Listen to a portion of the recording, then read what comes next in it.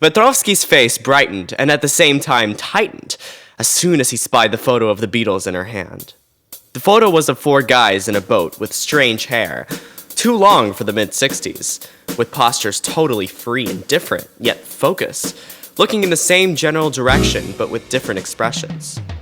He had yet to distinguish their faces, but could clearly recognize different characters. From left to right, it was shy, sarcastic, intense, and relaxed. He would later learn that it was Shy George, Sarcastic John, Intense Paul, and Relaxed Ringo. He was a secret fan of this new band, which was absolutely prohibited by the ruling Communist Party. The music was so different in energy, rhythm, freedom, and fresh air that the party bosses rightfully imagined that they could lose control over people if people were allowed such liberties.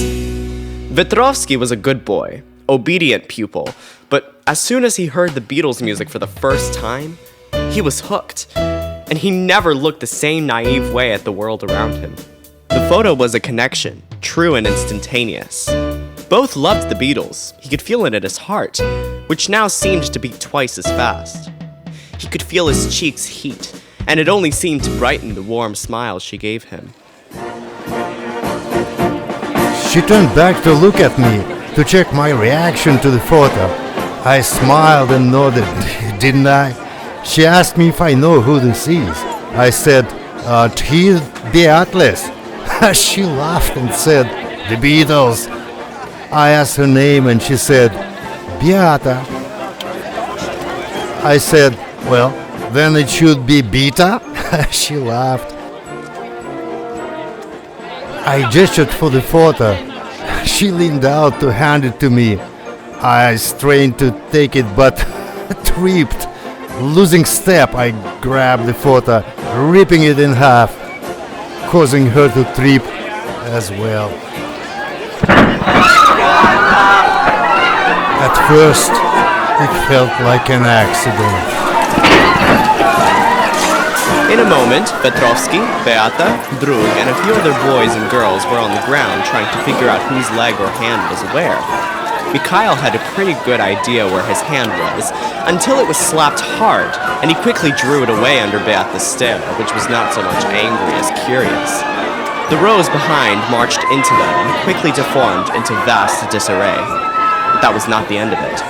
A few rows behind, a huge float made of the enormous papier-mâché puppets of the communist leaders had to come to a sudden stop, a little too quick for the puppets to keep balance.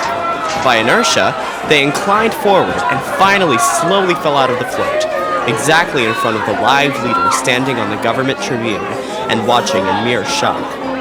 As the guilty ones, not counting the Beatles in the photo, looked up from the ground stunned, the large puppets were falling out from above and closely missing. I was nearly hit by Brezhnev's huge brows. We found ourselves on the ground, and I started to apologize, but she was laughing, and I laughed as well. And I saw an older boy in charge of the parade, staring longingly at her. He looked double-faced, with the right side almost ugly, and left one less unpleasant.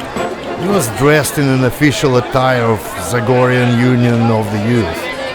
A KGB officer chewed him out, ordering him to chase after us. Around the corner, just behind a huge red brick building, they stopped, took a breath, and started to laugh again.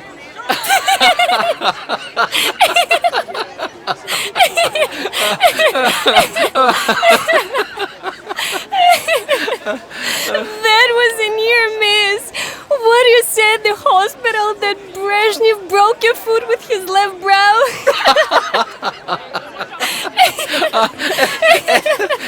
At a hospital or a lunatic asylum. My name is Mikhail.